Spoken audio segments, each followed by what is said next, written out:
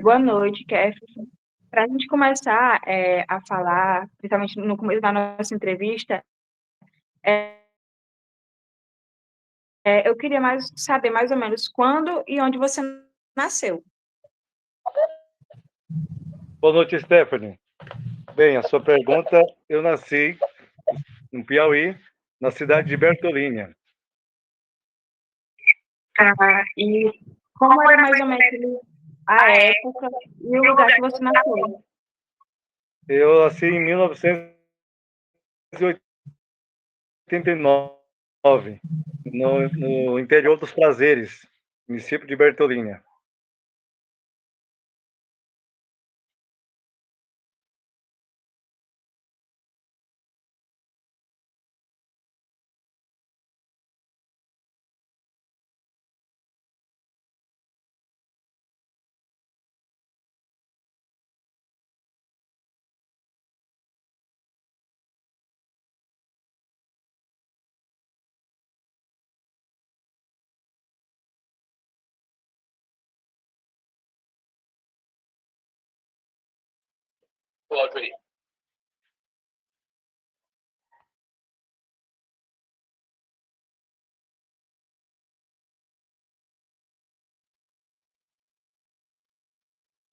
Estou conseguindo ouvi-lo. Meu. Está escutando? Sim. Pronto. Kef, que você falou que nasceu em Bertolina. Eu queria saber mais ou menos como era a época que você nasceu e o lugar. Como era a época, a forma de vivência, os O lugar. familiares. O lugar. Então, é um lugar de famílias, né? Bem típica aldeia mesmo, que a gente vivia com um conjunto de casas, uma do lado da outra, como fosse um círculo. E uma estrada que passava por meio dessa aldeia, né? Esse lugar, esse assentamento. Desculpa, eu acho que é o microfone. Como eram os seus pais e os seus avós? Eles eram indígenas?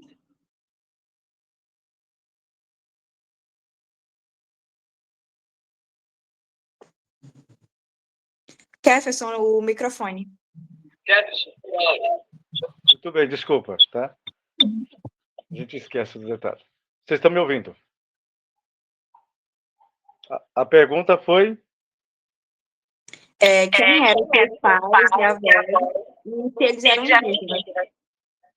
Sim. Meu pai, eu não teve conhecimento do meu pai, fui criado pela minha avó e pela minha mãe. Né? Minha mãe não teve adjunto com ela. Ela assumiu junto com a minha avó e nós somos sete irmãos. Eu sou um dos mais novos, né? Sou o mais novo da família. E minha avó se chama Luísa Maria da Conceição e nasceu no município de Uruçuí, Estiva.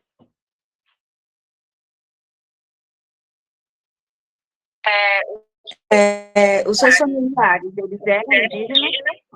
Sim, mas devido à perseguição, devido à forma dos fazendeiros, que aqueles prestavam serviço, não podia se falar na cultura, né? Não podia falar, porque era como se fosse ameaça. Então, foi um silêncio de muitos anos.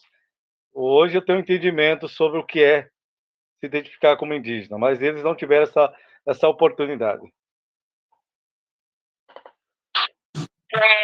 Você pode falar mais um pouco sobre os costumes que eram transmitidos? Então, a gente... Deixa eu ver, professor.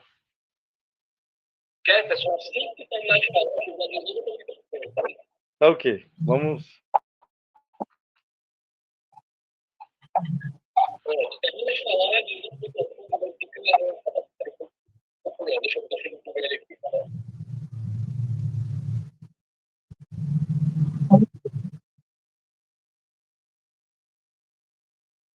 É,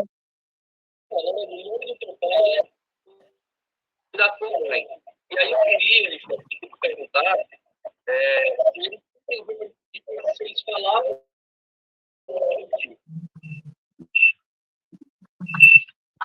Como assim, professor? O som tá ruim. Eu não ouvi também o áudio.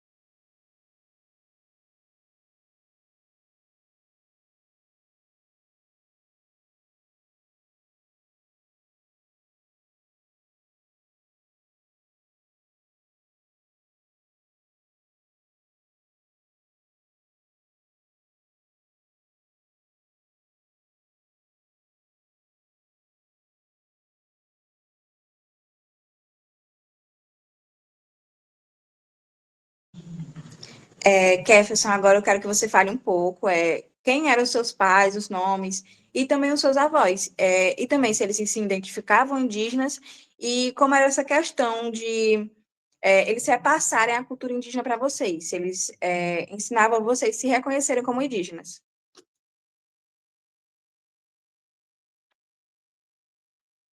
Stephanie, dentro da pergunta, se minha mãe era Elisete Ribeiro dos Santos, a minha avó Luísa Maria da Conceição, tá? Eu não fui criado por pai, não tive conhecimento do meu pai, não conheço bem o histórico dele, tá? E referência à fala, a respeito se ela se identificava como indígena, sim, mas a minha avó ela foi uma grande sabedora de rezos, grande sabedora de curas com plantas medicinais, como também parteira, foi parteira durante mais de 50 anos da vida dela. Bastante gente povoada de Bertolínia teve essa dádiva de ser ela a parteira da cidade por muitos anos.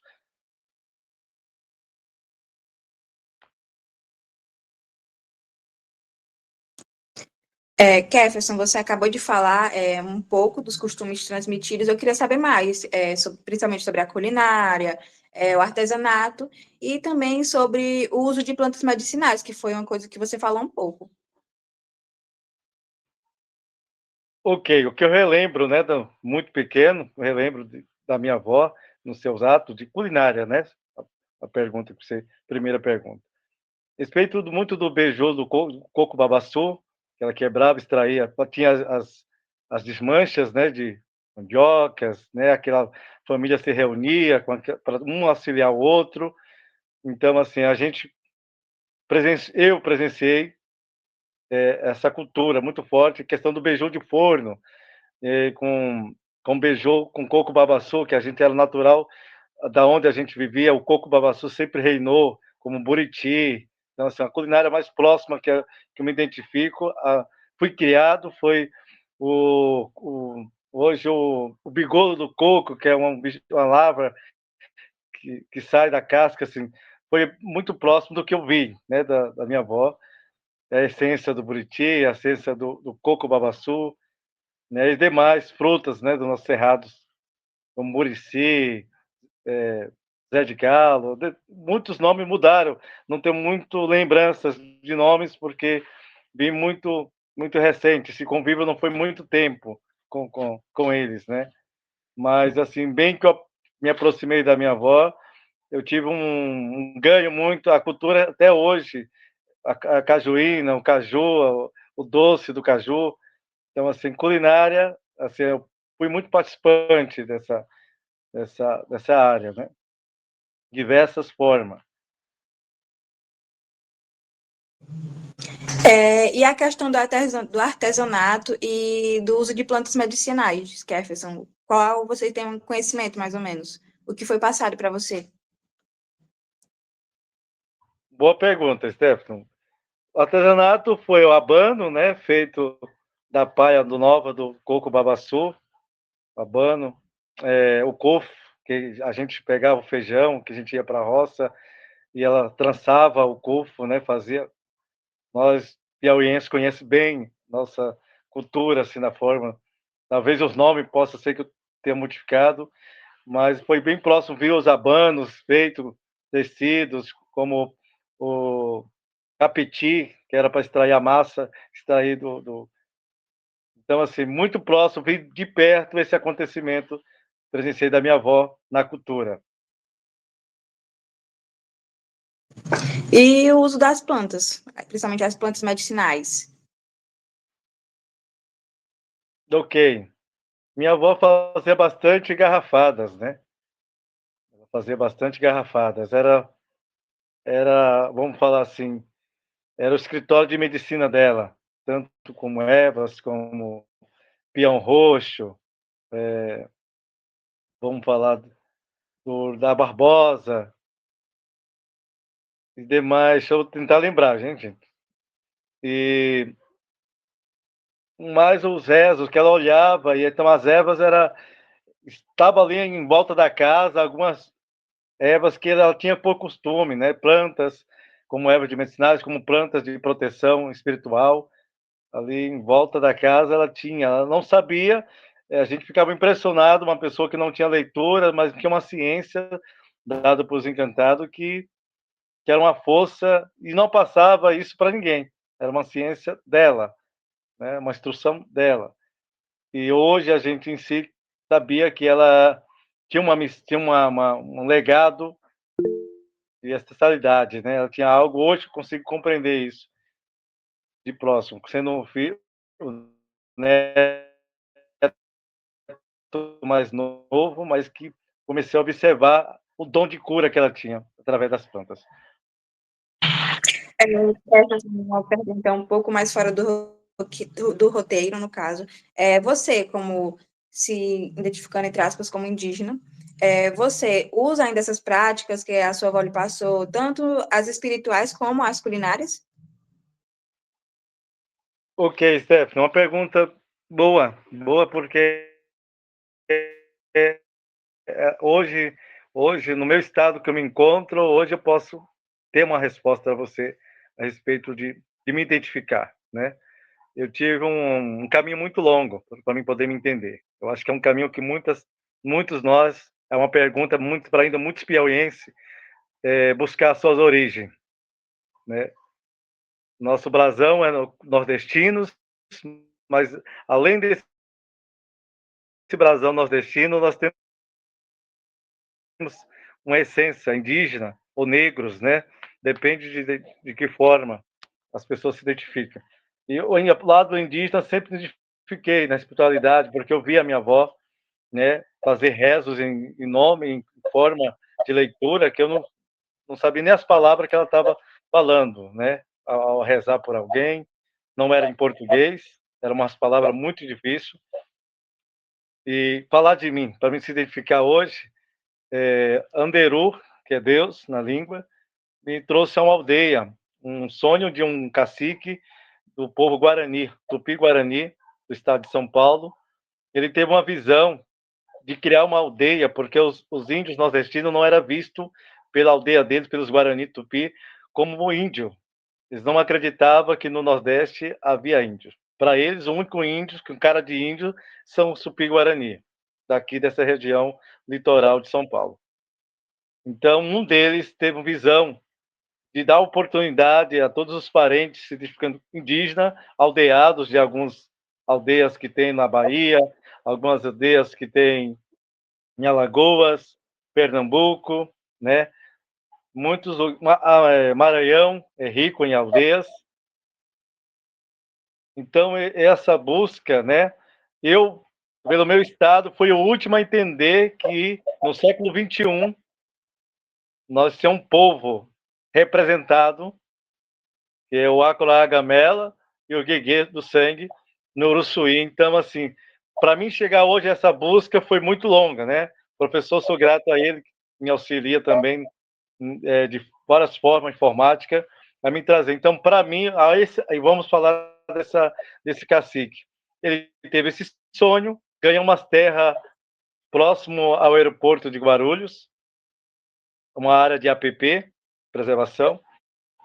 E aí ele deu oportunidade para cada povo do Nordeste se apresentar como famílias, ter uma família de cada povo para fazer parte desse multiétnico.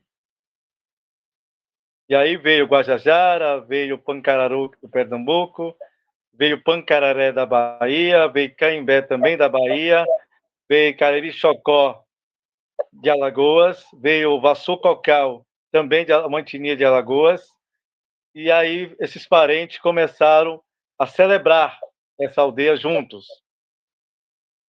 Nesse tempo, eu estava dirigindo igrejas evangélicas, como pastor.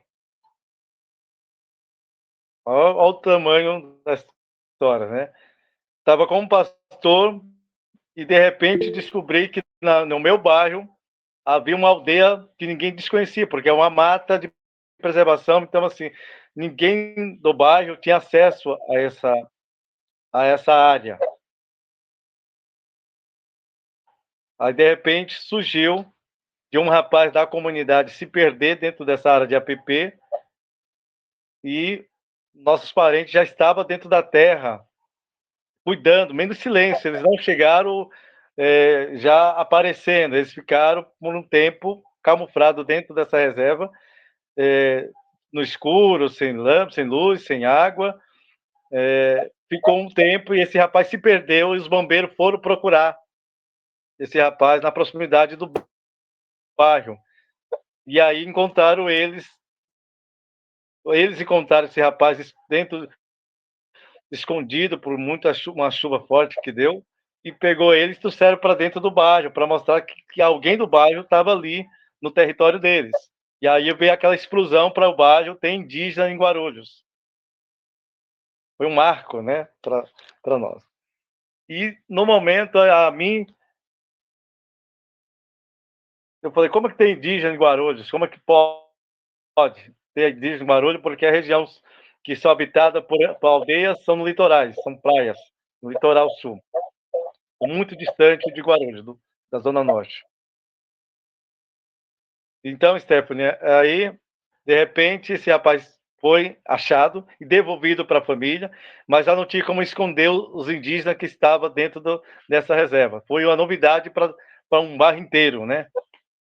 Virou centro de curiosidade do bairro.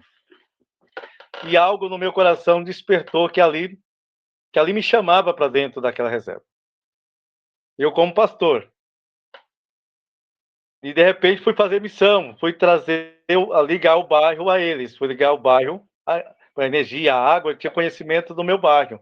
Então fiz um ato social de conseguir colocar energia, colocar água potável para dentro da reserva, e eu comecei a ter, vamos lá, intimidade.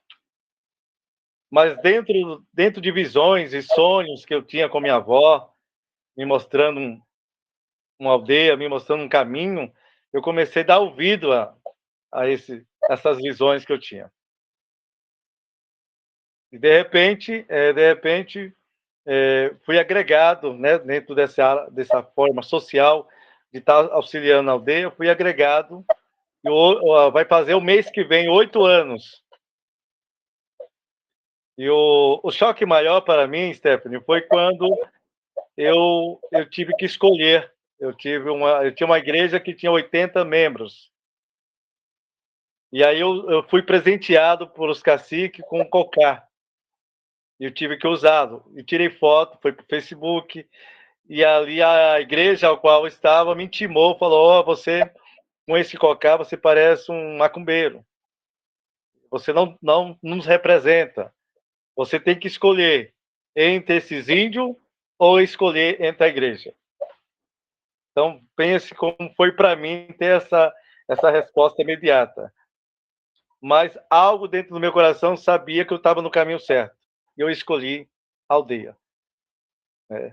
Foi um momento, para mim, me emociona muito, porque foi um momento que eu sei o que é, muitas vezes, estar cheio de pessoas do lado, e, de repente, num salão grande que eu tinha alugado, saiu um membro por membro e eu fui o último a apagar aquela luz daquele salão, sabendo que eu estava em um caminho, ia começar talvez uma forma muito difícil, mas tinha certeza que uma força maior estava me levando no caminho certo.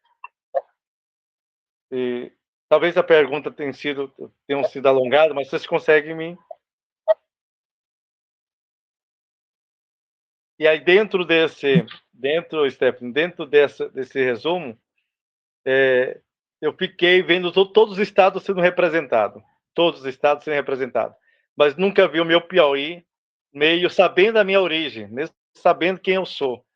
Era muito difícil dar resposta para os parentes e dizer que eu era indígena e representando no estado de Uruçuí, que eu mesmo desconhecia que hoje habita os nossos parentes Acroagamela.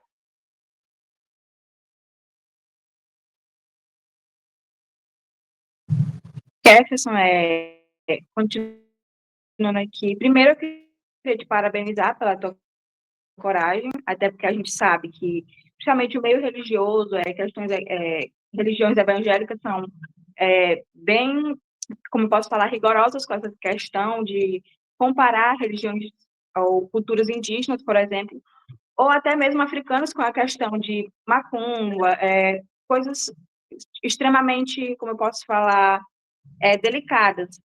E que bom que você se reconheceu, uma coisa muito importante para você, você escolheu voltar às suas raízes e não se encaixar naquilo que as pessoas queriam para você. Continuando aquela pergunta, eu queria saber se você usa as questões culinárias, uso de plantas, como você falou a questão do beiju, a questão do coco babaçu e também do buriti.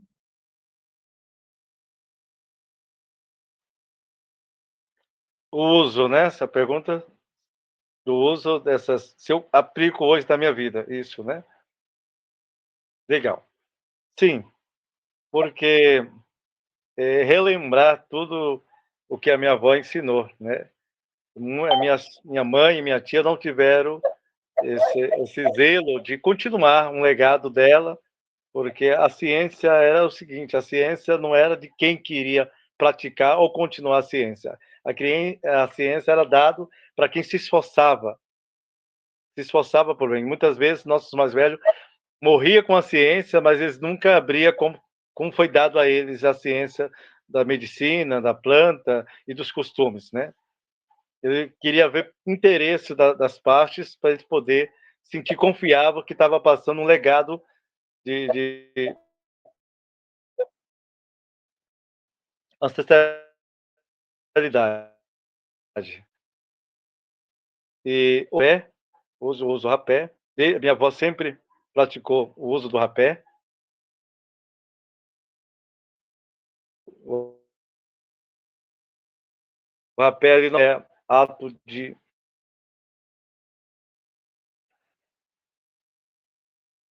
se limpar, é uma profundeza maior, significado maior. O rapé, hoje, pratico o rapé como cura, como limpeza, ato de cerimônia. Jefferson, você falou que a sua avó, de quando ela estava cuidando de pessoas doentes. Oi.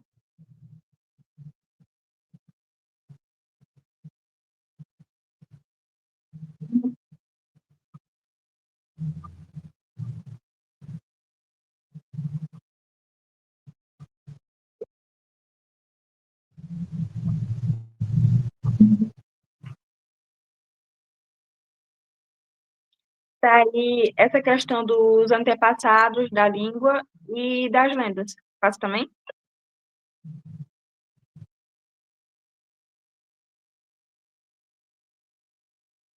Então, fala do antepassado e das lendas, né? Uhum.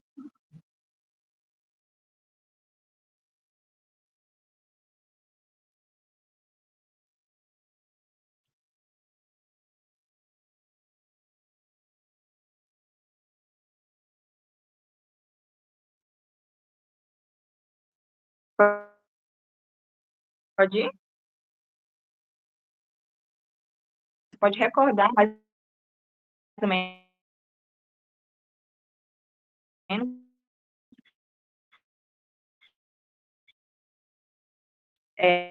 que tipo de língua era essa, se era brasileira? Porque ela não conheceu outro lugar a não ser, né, uma língua qual eu não lembro por ser muito criança, né? Tinha uma faixa de 5 anos ou 4 anos de idade, mas era uma eu sei que a energia que a gente sentia ao fazer aquele rezo, a gente ressuscitava, seja ele tivesse bem para baixo, bem caído, bem, ela conseguia suspender alguém que estava muito enfermo. E havia lendas na tua aldeia, histórias, se falava bastante em algumas coisas encantadas, por exemplo? Sim, ela contava a respeito muito da Jurema, né, a respeito de uma Jurema, uma índia, que se encantava e ela era a curandeira da mata. Eu li a Tora de várias formas, porque muitas vezes era cortada, até às vezes que ela estava começando a contar algo, né? Quando uma volta de uma fogueira, chegava alguém, chegava um visitante, eu não consigo muito recordar a forma que ela conseguiu concluir todo esse. Sempre chegava alguém de passagem, que passava pela estrada e se encostava, e ali o assunto ia mudando aleatoriamente. Ela tentava até passar muito das formas, né, folclóricas, mas ali sempre tinha alguém interrompendo para ela continuar falando. Tu falou que teve a questão lá da tua postagem, com seus adereços, também da questão, durante esse período também, algum tipo de preconceito por você se descender de indígena? Boa pergunta, Stephanie, boa pergunta. Sim, muitas vezes foi um silêncio durante 8 anos. Você está em aldeias que são reconhecidas pela FUNAI, são parentes que veio realmente aldeados, que com propriedade conseguem contar a sua história, né? E de repente você saber em memória que você tem uma história, que você tem uma criação de costumes indígenas, como minha avó, mas não podia ter uma identidade e assumir que povo que eu era. Então, para muitos parentes, que a gente se trata assim, um indígena com outro, dependendo da etnia, para eles era como se eu estivesse inventando uma história para mim ser. Então, imagina essa excepção de pessoas dentro do conjunto que você se encontrou, mas você não tem propriedade de fala. Então, assim, como falei para vocês, eu vi o meu estado sendo representado, nunca foi representado, porque um estado que mais sofreu por perseguição, um dos que mais sofreu, foi o Piauí, em questão histórico, Marcos, pela religião, que também roubou essa essência, né? Então, o Marco ainda, politicamente, também sempre foi um delito que até os dias de hoje, essas frontas políticas também ainda continuam silenciando nosso povo. E, então, essas perguntas, esse silêncio vazio, de você ter resposta, mas saber que as pessoas não estão interessadas realmente em quem você é. Você tem que esperar um tempo, algo acontecer, como foi o meu caso, para poder dar esse grito de liberdade, esse grito de reconhecimento, né?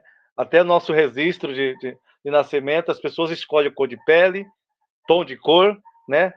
Mas a gente não pode se identificar às nossas origens. Nunca foi possível fazer essa forma. Hoje, com a mudança, né, de muitas leis, de muitas propriedades, que a gente está conseguindo, nosso povo, essa semente está brotando em um campo fértil, que a gente consegue se reconhecer, contar a sua história. Antigamente, os livros contavam a história. Hoje a gente pode ter nossa voz. A nossa voz é florida.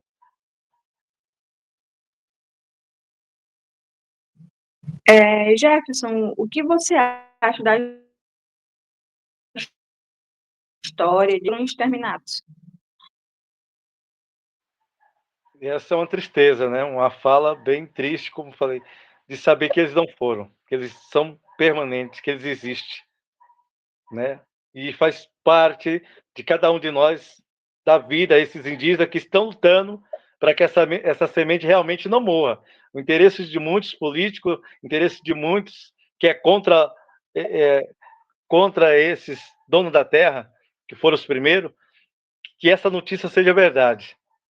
Mas hoje eu posso dizer que essa semente só vai florescer, vai ter frutos, que a partir desse tempo oportuno, esse silêncio, esse lugar vazio, essa cadeira vazia não vai estar mais, porque nosso povo se reconhece, estamos bem vivos para contar essa nossa história.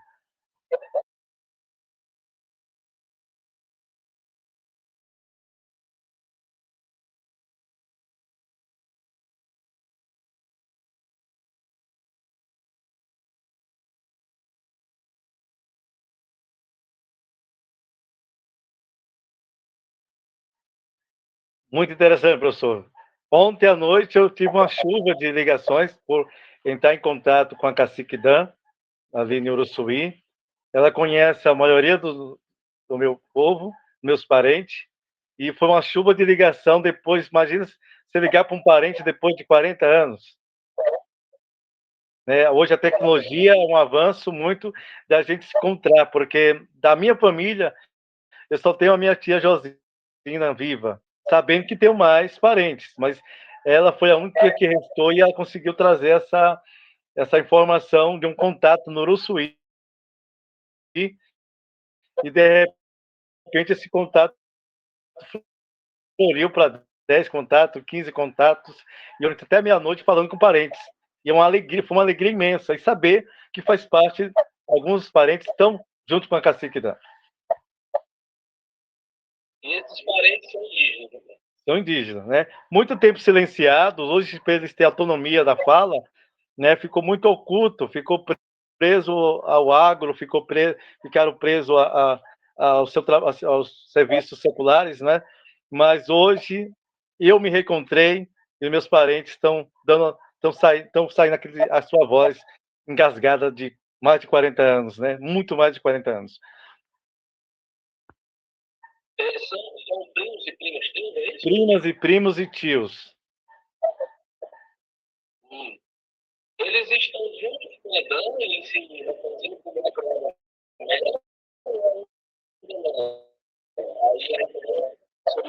organizar um outro. Então, eles sim se originam dos Colagamela, mas está próximo a Sikdan já está cuidando dessa parte, ela vai continuar concretar esse documento para poder a gente ter certeza, mas ela já tem um resultado, como ela disse, me chame de parente, nós se achamos, né? Tive uma conversa muito longa com ela, então assim, é tudo novo, mas um novo que é uma mudança para muita vida. Maravilha, cara. Eu vou estar certo aqui, então, elogiar o trabalho da espécie fundamental de turma, conseguir acompanhar e não foi encerrar, dizendo novamente o nome da mamãe, o nome da avó e o lugar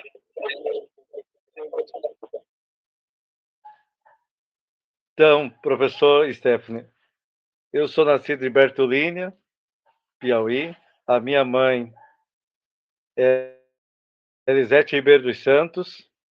A minha avó é Luísa Maria da Conceição. O meu avô é Manuel Ribeiro dos Santos, nascido na Estiva. Hoje ainda descendente de parentes que ainda está na Estiva até o dia de hoje, por um reencontro, né, do parente do meu avô, que ainda reside e hoje tem essa forma de saber que nossa família está viva e guardou a sua essência, né? Maravilha. Mas eu vou encerrar a entrevista com gente. Só a gravação, na verdade, e a gente já fez isso